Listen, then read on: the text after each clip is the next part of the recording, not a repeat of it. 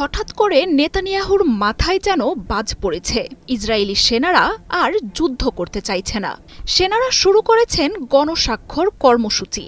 চারদিকে যখন প্রতিরোধ যোদ্ধারা ইসরায়েলকে ঘিরে ফেলছে, তখন সেনাদের এমন বিরোধিতায় চরম বিপদে কসাই নেতানিয়াহু। যুদ্ধ করতে না চাওয়া সেনাদের উগ্রপন্থী সহ নানা অভিযোগে দোষী সাব্যস্ত করছে প্রশাসন।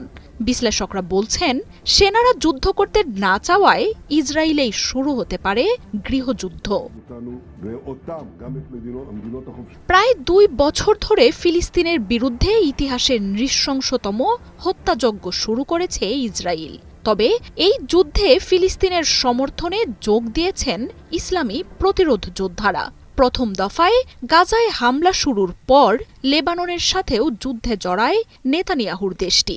ব্যাপক ক্ষয়ক্ষতির সেই যুদ্ধ বন্ধ করার পর কয়েকদিন পরই আবারও একতরফাভাবে গাজায় হামলা শুরু করেন নেতানিয়াহু। তবে গাজায় দ্বিতীয় দফায় অভিযান শুরুর পর থেকেই উত্তাল হয়ে উঠেছে ইসরায়েল।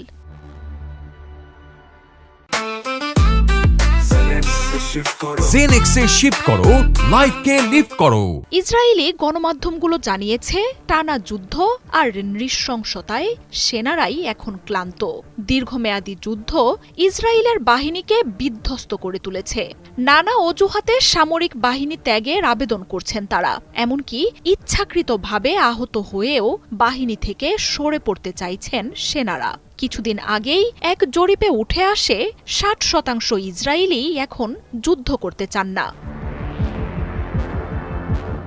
যুদ্ধ বন্ধের বিপক্ষে এবার মরিয়া ইসরায়েলি বাহিনী শুরু করেছে গণস্বাক্ষর কর্মসূচি। লড়াই ত্যাগ করে জিম্মিদের ফিরিয়ে আনার পক্ষে হাজারো সেনা কর্মসূচিতে অংশ নিয়েছেন।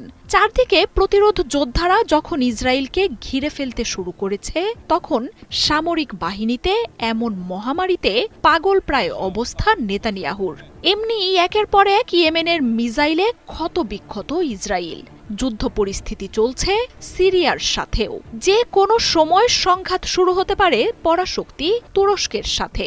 এমন পরিস্থিতিতে সেনাদের যুদ্ধের ময়দান ত্যাগের ঘটনায় তোলপাড় চলছে নেতানিয়াহুর প্রশাসনে।